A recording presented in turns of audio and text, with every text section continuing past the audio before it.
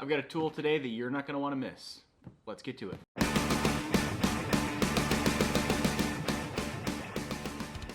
Welcome back to You Break It, You Fix It. I'm Jim Murphy. Typically this is a car building / repair / fabrication channel. But recently I've branched out into doing tool reviews because one big component of fabricating, building cars, repairing cars is the tools. Now I want to make one thing clear. I am not the type of person that believes you are as good as your tools. I believe you are as good as your creativity, but there are plenty of tools like this one I'm going to mention today that can save you a heck of a lot of time and make you look really cool.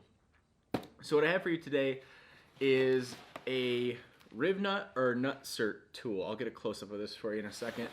I bought this tool a while ago to put a roof rack on my truck, and it saved a lot of headaches. Now, on a modern vehicle, the sheet metal is very thin, and I was talking to a friend of mine, like, how do I weld a nut on the backside of 20 or 24 gauge steel on a big open roof panel, and A, not warp it, and B, not burn my interior to the ground? And he suggested this tool, which has been an asset in my shop since I bought it. For a great reason, which I'm about to show you right now. I'm getting ready to get an old vintage snowmobile of mine up and running for the season. They don't make brand new parts in pieces for old snowmobiles, so you have to rob them off of other snowmobiles and retrofit them and make them fit. So today I gotta put a new snow flap on the back of this snowmobile, and the snow flap that I got, the holes don't line up in the back panel. And instead of trying to reach my hand up under there next to the sharp studs and all that stuff, I'm just gonna bore a few holes out and slap in some Rivnuts, and it will be game over. So instead of me talking about this, let's jump right in, and I'll show you how it works, and we'll get this project done.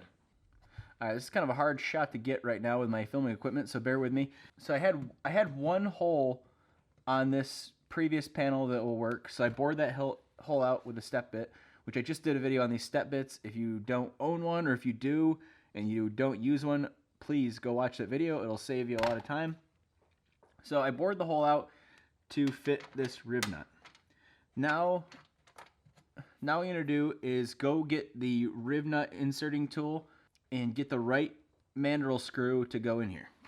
So when you're setting up your Rivnut tool, of course, just like any nut and bolt, this has its own thread pitch and own thread size, which you can find the right mandrel really easily. This is a pretty small, simple kit, but usually with a small kit, you can expand on the mandrels and hardware and everything you have in the kit. They're really easy to do that with. So if you have some specialty hardware or a size that doesn't come in the kit, you can easily get an add-on. So here's the threaded mandrel, and you can see we know we need 5/16. So boom, 5/16-18. We're gonna throw that one in there.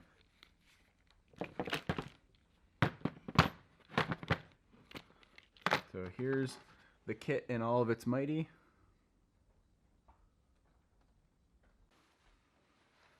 Now all these can be different. Let's get to the focus. All these can be different how you change your mandrels, so I'm not going to get into that too much, but it's really simple to change sizes. This piece just comes out. Boom. New piece goes in. Kaboom. Nice and easy. Just like that.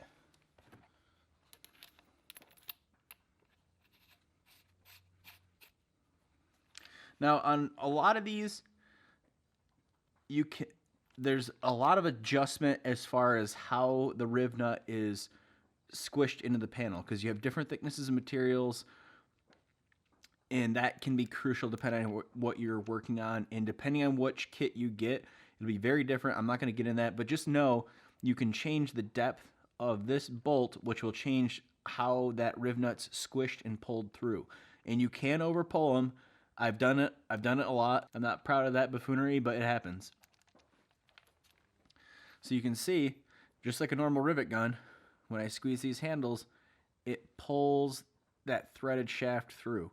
And that's how it squishes your Rivnut. So now I can thread my Rivnut in there and push it through the material. And when I squeeze it, this shoulder will push against the material, and we'll have a thread through sheet metal in no time flat. let's go to the panel.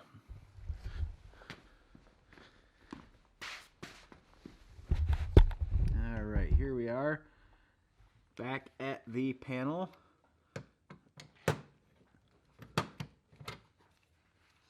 So like a dang fool, I forgot the end nut on here.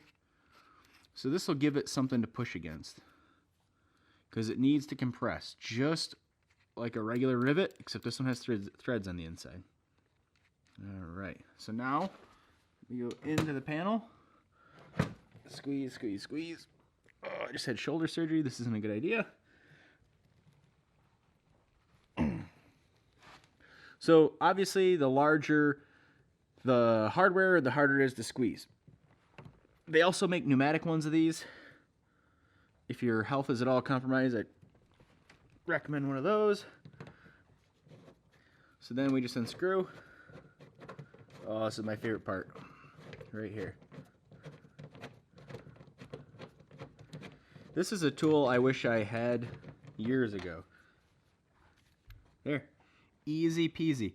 Nice and tight Rivnut now. Now we have threads in sheet metal. This is where this tool really shines. I love this in a purely sheet metal application, because if you're not like me and you don't have over a decade of experience welding very thin sheet metal, it can be intimidating to weld to make threaded things. And even this, not everybody can weld aluminum. This is an aluminum panel, so this is a great option to put threads on the back. I don't have to crawl under here and take the snow flap off. I can just access the bolt from the outside. There's no nut on the back side. And that is a godsend, because I'll show you an example of, a truck bed side. Let's say you wanted to mount a panel or some form of trim on here, and I'm not going to be doing that. I'm actually going to be welding these holes up. And I want to give a shout out to this C10 build that I'll be doing over the winter, and all that you'll be able to see here on this channel. Getting back to what I'm saying, you could do a rivnut in this hole and rivnut in this hole where you wouldn't be able to get a nut on the back side of that. And now you can screw a panel on the outside. Or you might want to do, something like a wide body kit, or some really cool fender flares on something. And you don't want to put either A, weld a nut on the backside, B, you can't get to the backside, and C, you don't want to get to the backside. So it's a useful tool. I wish I had one years ago, because it would have saved me a lot of time and a lot of money and a lot of screwing around. So I urge you, go get one of these kits. You'll be thankful that you have it, and you'll be imagining ways to use it in your sleep like I do. As always, I'm Jim Murphy. You can follow me between videos on Instagram at YouBreakItYouFixIt. And really, thank you for watching. There's a lot of rubbish out on the internet, and I'm glad that you stick around and watch this and learn a thing or two about a thing or two. And I'll see you in another video.